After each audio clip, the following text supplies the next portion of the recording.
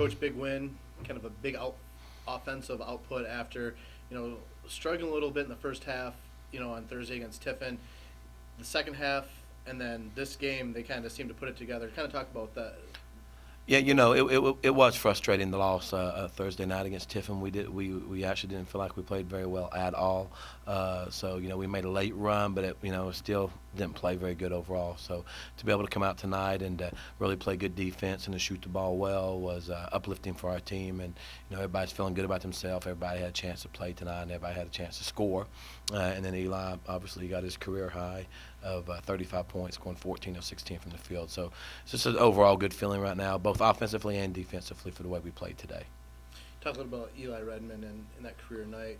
It seems like, in his 4 years, we've been waiting for him to kind of break out of his shell and have one of these nights. He's always had the skills, but just never happened, and he finally did it. Kind of talk about what it means to see that finally. Well, number one, Eli's probably the most popular guy on our team with all of his teammates. Everybody loves him, cheers for him, and obviously the coaches, we love him as well. So, to have this offensive explosion, he's come off the bench before and got 15 or 20, and we were talking about in our coaches meeting this morning that it kind of appears like Eli plays better coming off the bench than he does starting, because we started him the last 2 games. But it just seemed like the game really lended himself to him getting some nice scoring opportunities. They really hedge out really big on ball screens, so we ran our sideline ball screen stuff where there was nobody to help, and I think he got like the first 6 points that he got specifically on that set, and then the night just kept flowing to him, and he kept just being in the right place at the right time. And the guards did a good job of finding him when they would drive to kind of float little easy passes to him. And then the nice little lob dunk that Greg Foster threw him, I said, I didn't know that Eli had that one in him, but maybe he had a little extra spring in his step tonight. Talk a little bit about the growth of George Goodman this year.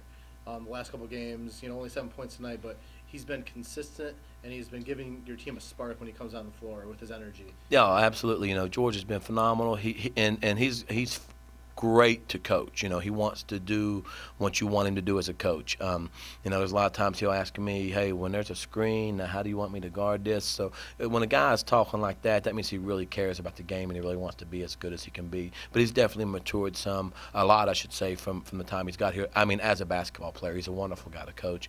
But he's an offensive, he can really shoot the ball. Obviously, he made 7 threes the other night, and I know that he made 1 tonight. We ran a set play for him when he came in and stuff. But he's definitely matured, and the guy that we're looking forward to having, obviously for the next 3 years after this year. He's really giving us a lot as a freshman right now.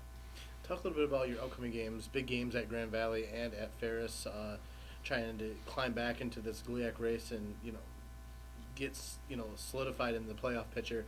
Talk about how important these 2 games coming up are.